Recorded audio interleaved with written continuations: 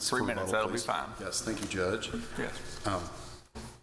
So, Your Honor, this is appeal of a termination of parental rights out of Blount County Juvenile Court.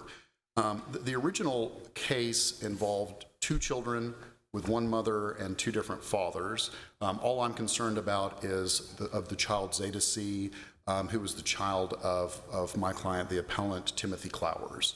And my main issues here, I think I'd like to point out something that the state said that they're not going to. Okay, well, first of all, I'll say that the issues that we are presenting for review are whether or not the certain grounds were proven, the grounds for termination of parental rights. One being abandonment by an incarcerated parent / wanton disregard. So abandonment either at the time of the trial or within the 4 months preceding trial, and then before that if the parent showed wanton disregard towards the child. Persistent conditions, and the state or the department did not defend this ground on appeal in their brief. I would ask that the court consider that a stipulation that that ground should not be upheld. Certainly, if the court wants to ask questions about that, I'm more than happy to answer them. But I think my brief explains why I don't believe that ground applies, and I'm assuming that the state agrees because they're not defending the ground that that ground of the court. The third ground that the court found is sort of the very simple ground of 10-year sentence. Has the defendant been sentenced to a 10-year or more sentence when the child was less than 8 years old?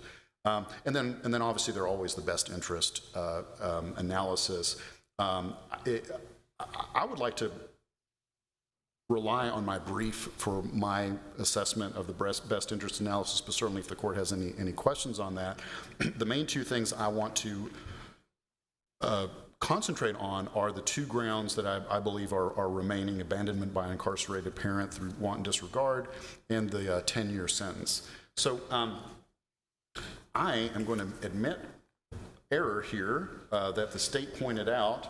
I did say in regards to the wanton disregard, certainly the court has found that, to show wanton disregard towards a child, you have to know the child exists. Otherwise, how are you showing wanton disregard to the child?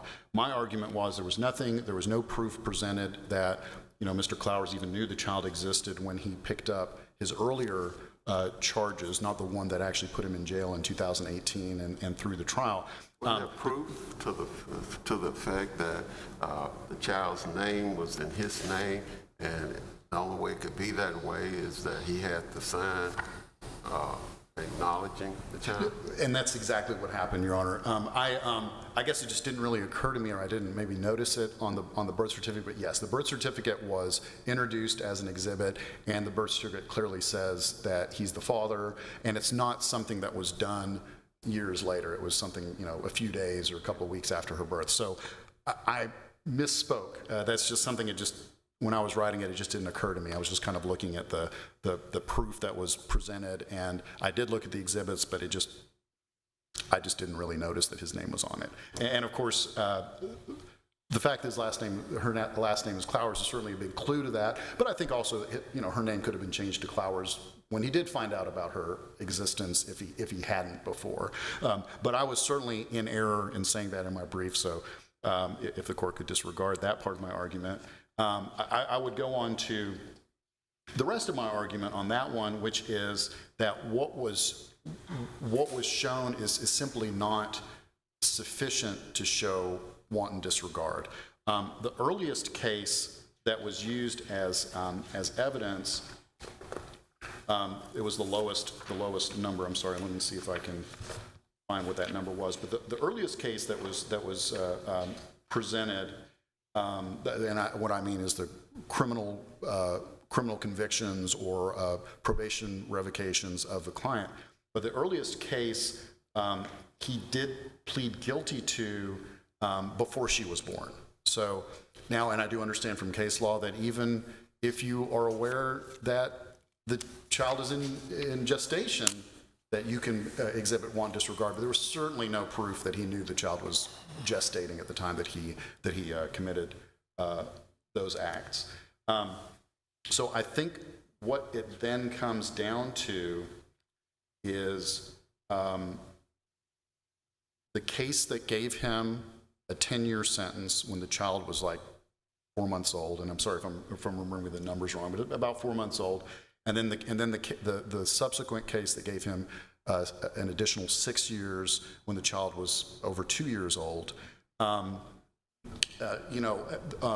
In conjunction with those were a couple of misdemeanors, paraphernalia, and I think driving on suspended license that he also ended up getting.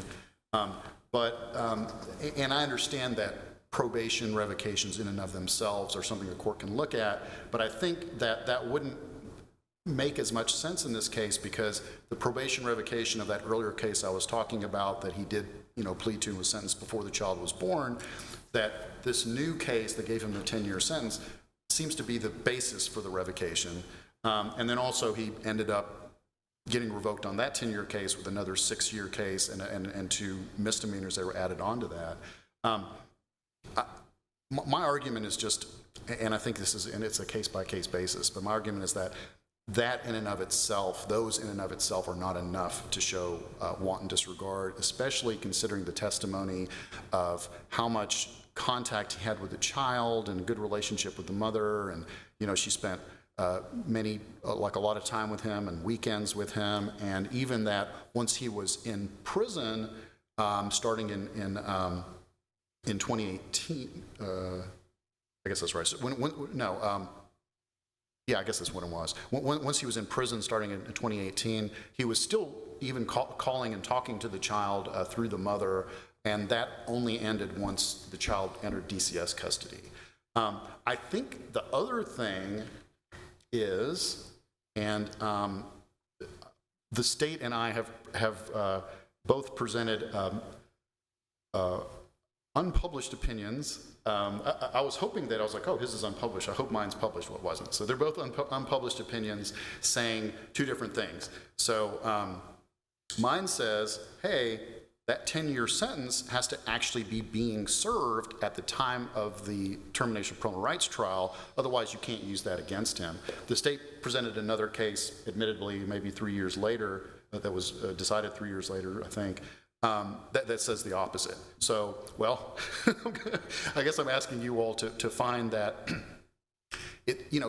to me to say this, basically what that would say is, okay, the kid is born.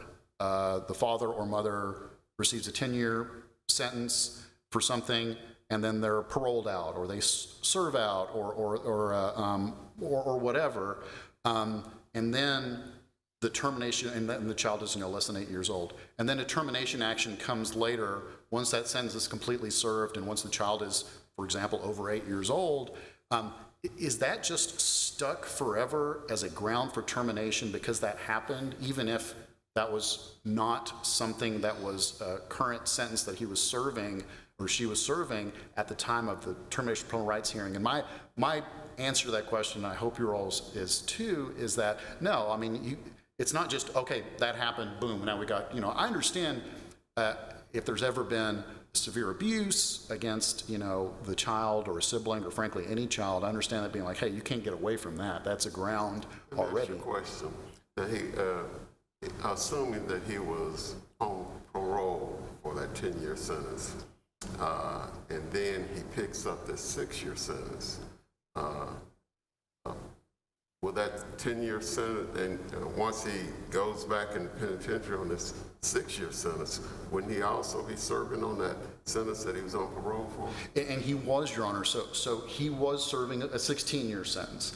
And my argument again is, well, there's a different, I mean, he was serving, a total 16-year sentence, but really what he was serving was from completely different incidents, completely years apart, a 10-year sentence and then a 6-year sentence. And I think it's pretty clear from the record that at the time the hearing was heard that he was serving a 6-year sentence. So now my argument is blown out of the water if it's like, well, a 10-year sentence plus a 6-year sentence, if you go to prison, that's a 16-year sentence. It doesn't matter how it's served, well, then I'm kind of out of luck. But I think that it's clear that the way it was actually done was he served his 10-year sentence, and then he was serving the 6-year sentence, and he served out both sentences. So I'm asking the court to consider that he was only serving a 6-year sentence, that's what he was convicted on, and was serving at the time that the trial occurred, and you know, that he was convicted on before the child was 8 years old, and that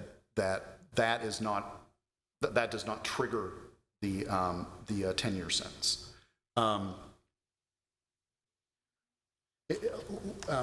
Like I said, I think the persistence conditions, I really feel like the case law is pretty clear that, you know, just because, I mean, sure, technically it's a persistent condition if someone is in jail and then never gets out of jail, because those are conditions that started, and that's how the conditions end. The DCS is not state's not contesting that, are they?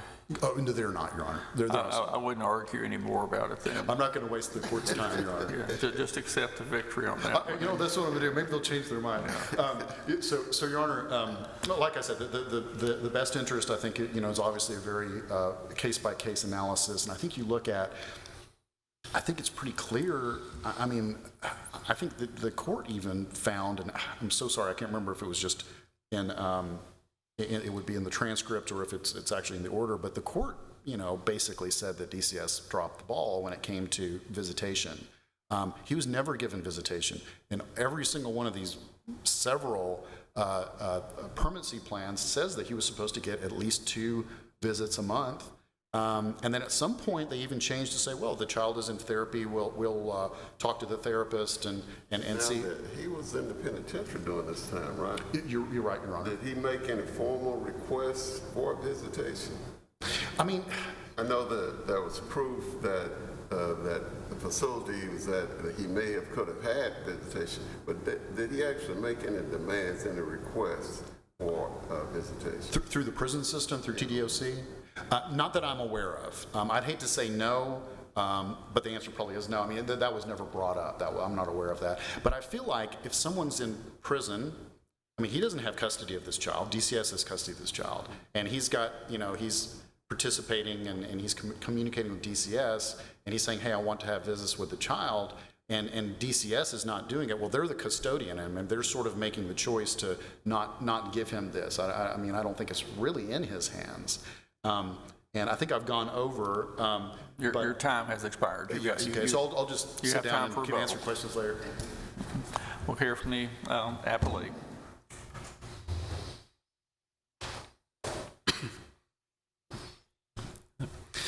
May it please the court, my name is Wade Barnett from the Attorney General's Office, and I represent the Department of Children's Services.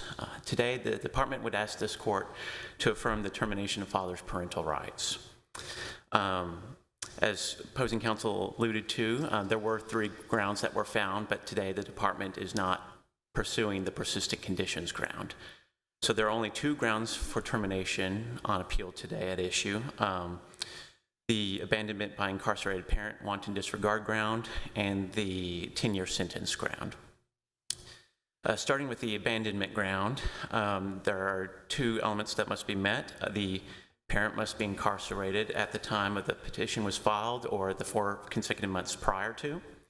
And with acknowledgement of the existence of the child, the parent engaged in conduct prior to incarceration that exhibits a wanton disregard for the welfare of the child.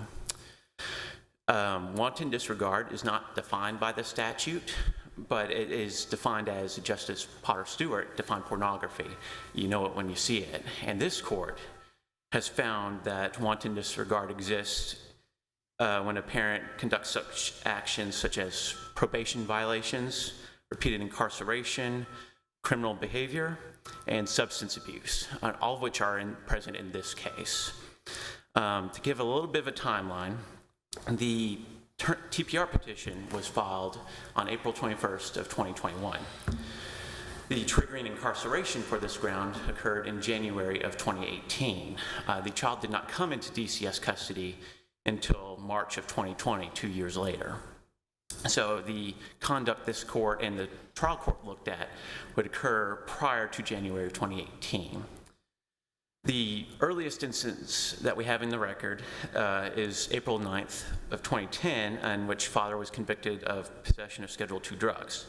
The child was not born at that point in time, but what is important to recognize is that the father was placed on probation for that conviction. 9 months later, in January of 2011, the child was born.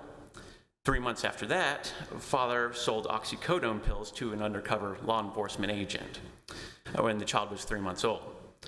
Father then received pretrial jail credits from May 6th to August 5th of 2011.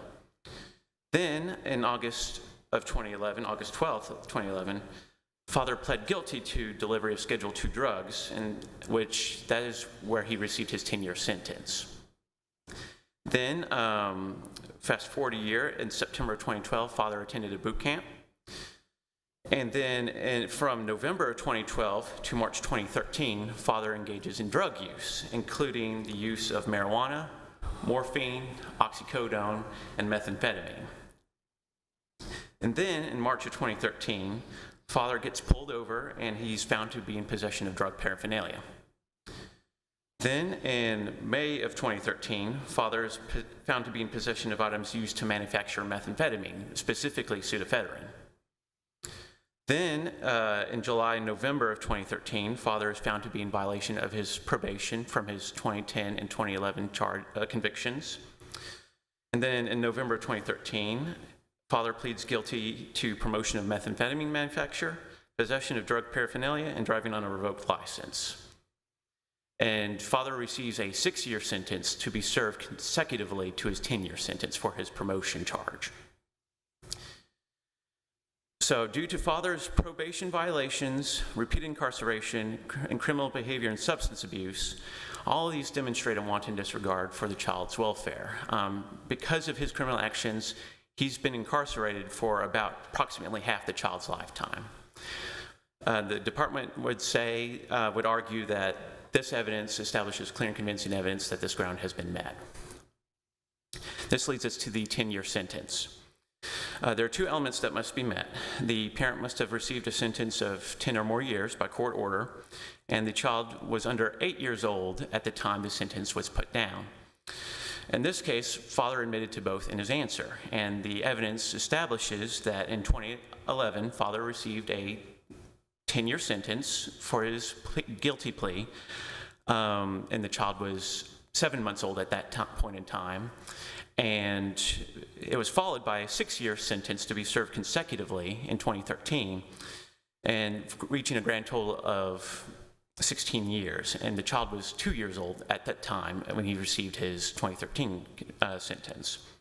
Now, the statute does not give a timeline as to when the father must complete his sentence or when the sentence must be served.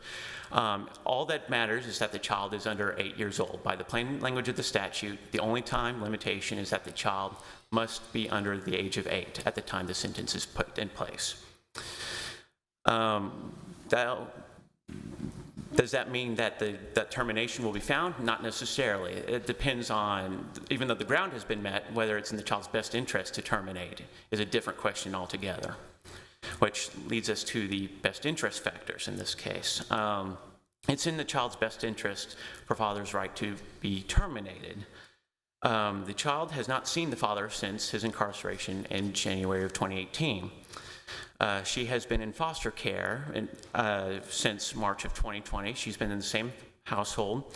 When she first came into foster care, the child was angry and emotional, but she has since thrived. She is now making straight A's. She's been invited to participate in multiple academic programs. She is bonded with her foster family, including her half-sister. And the foster family wants to adopt the child, and the child has expressed a desire to be adopted. Now, there is the issue that DCS dropped the ball regarding visitation, and that was in the trial court's orders regarding persistent conditions. The trial court did go further on to find that even if DCS did drop the ball, but it's still ultimately upon father, because he committed the crimes that landed him in jail for the 5 years now. Further, as Your Honor alluded to earlier, father did not make a formal request for visitation. The child came into DCS custody in March of 2020.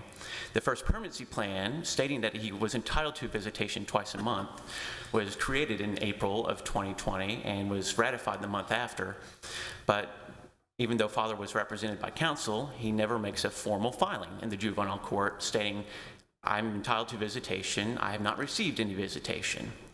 This continued from May of 2020 to April of 2021 when the petition was filed. Father had been testified that he had been writing letters to the child, but when the petition was filed, he testified that DCS told him to stop writing letters. And so what does father do? He does nothing. He doesn't file anything with the trial court stating, I'm entitled to visitation, I'm not getting any visitation, I can't write letters. And trial was held in October 2022. So from March of 2020 to October of 2022, 2.5 years, father does not make any formal request for visitation with the juvenile court. Even so, visitation is but one of the factors to consider. Because of father's incarceration, there has been no adjustment of circumstances. He's been in jail this entire time. He does not have a job, he does not have a house, and he cannot take care of the child if he were to gain custody today. At trial, he testified that he would be released from incarceration March of this year, 2023. However, his plan was to go to a halfway house for 3 months, and testimony was that the child could not be with him at the halfway house. And even after that, there's no indication as to when father would be able to acquire suitable housing for the child. The child is ready to move forward. She's ready to be adopted today with her foster family. Her foster family wants to adopt her. And father cannot offer that for her. It is in her best interest for swift and permanent placement, and the father simply cannot offer that to her today. It's for these reasons the department asks this court to affirm the juvenile court's order terminating father's parental rights, and I'm happy to answer any questions that the court has for me. I hear none. Right, Thank you. thank you. We'll hear from the appellant in rebuttal.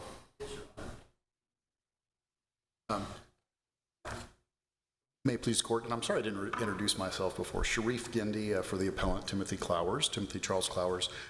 Just to point out what I'd mentioned before to the court, the case that I cited regarding that 10-year sentence that it had to actually, still be being served at the time of the hearing is these are in our briefs, but I'll just point them out. EMP. That's number E2006-00446-COA-R3-PT at page 19, and that's this court, Tennessee Court of Appeals, and this Grand Division, August 3rd, 2006. The case that the state cited is DM. That's number M 2009-00340. COA-R3-PT. That is at page 3, and that's Tennessee Court of Appeals, the Middle Grand Division, August 12th, 2009. So just that. I'm not sure I probably don't have really much to say in rebuttal except just that. Certainly if the court has had any more questions, because I kind of ran over on time, I'm more than happy to answer them. I hear none. All right. Thank you, Your Honor. Thank you. Court's thanks to counsel for both sides. We appreciate your arguments on this. Recess court till 1:30 this afternoon. All right.